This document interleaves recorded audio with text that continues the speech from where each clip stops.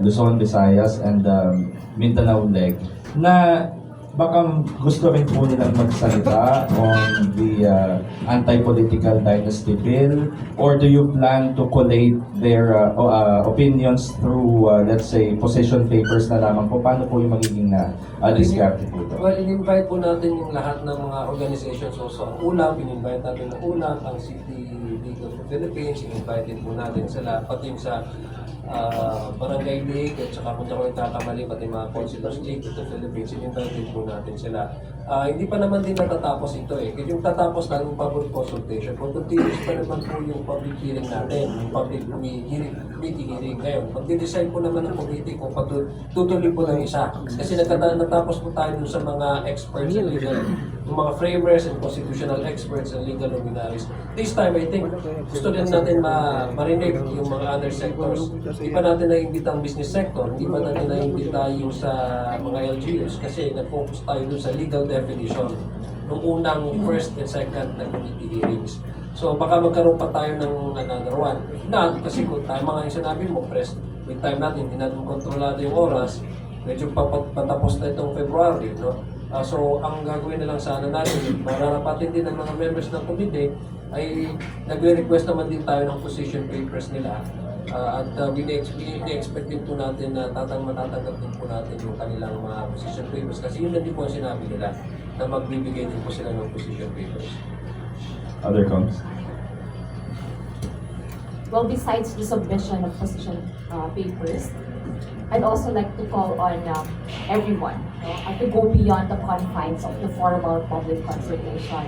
They themselves can organize their own consultations, their own fora, their own spaces to discuss the anti-political dynasty bills as well as other suffrage and electoral reforms that we have before the 20th Congress.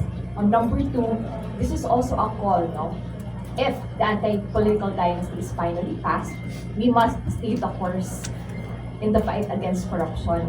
We must stay vigilant na hindi po dito natatapos ang laban sa korupsyon. And if anything po, what's undeniable in all of the consultations, mas naging malakas ngayon ang panawagan kontra dinastiya dahil po sa malalang corruption, sa malala na katiwalian, sa malala na pagnanakaw sa pondo ng ating bayan. Kaya po, hindi matatapos ang laban na para dyan sa pagpapasalang ng anti-political dynasty. Let's stay the course, stay vigilant. Thank you.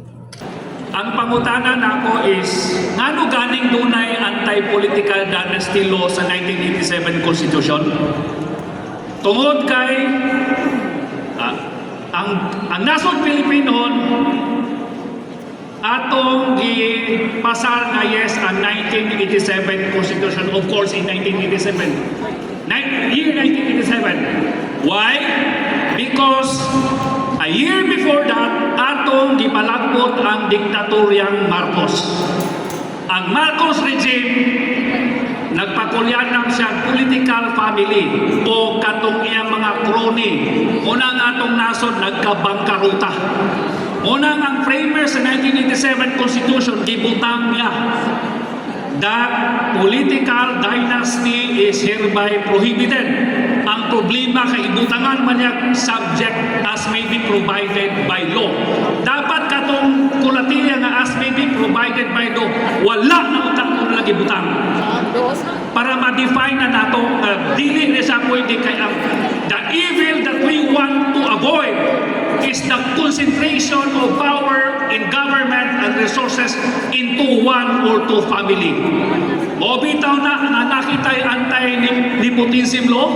Kung ikaw mayor o governor, bawal i-appoint mo igsoon pagka treasurer or budget officer tungod kay chances are there would be corruption in government, which happened in our present day reality.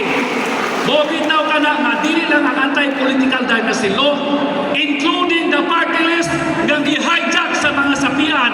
I'm sorry to tell you that. I'm sorry to tell you that. I'm sorry to tell you that.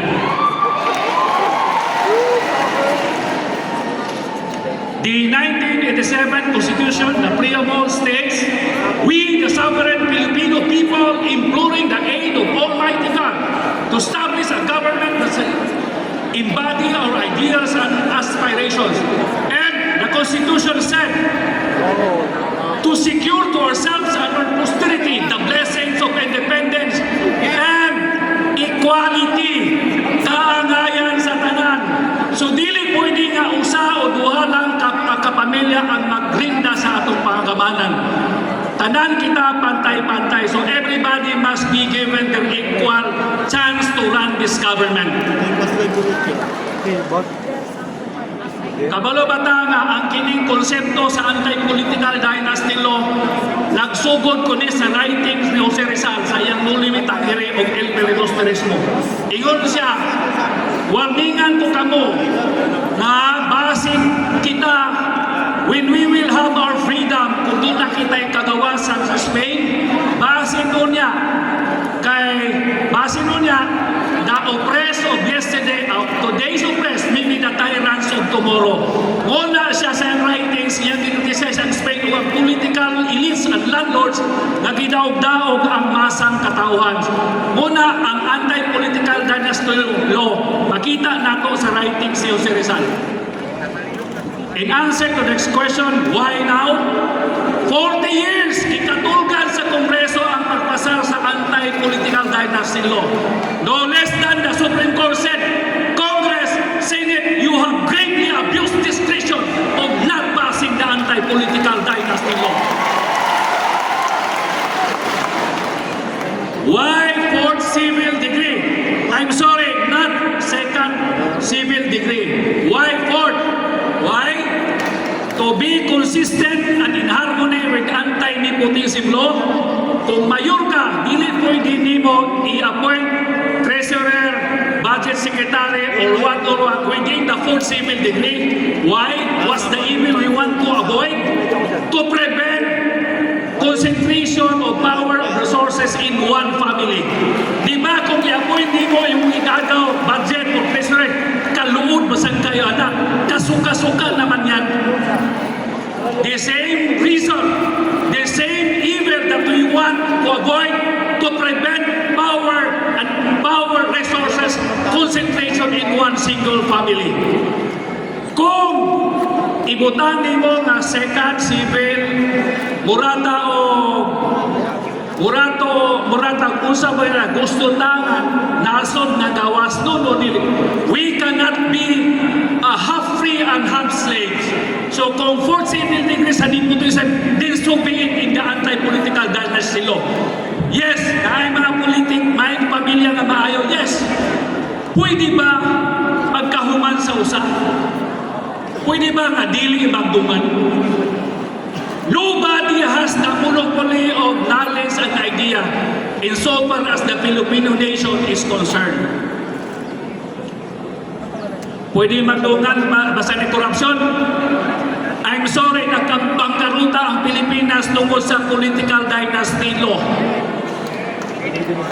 Alright, regarding my rejoinder to Congressman Imano, no? My idea is, pwede man dagan ang magdagan, no? My idea is that the higher the office you're running, you are prioritized.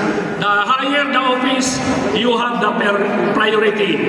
Number 2, o pariho mo o position kadaganan or municipalities, the larger the constituent is, you are the priority.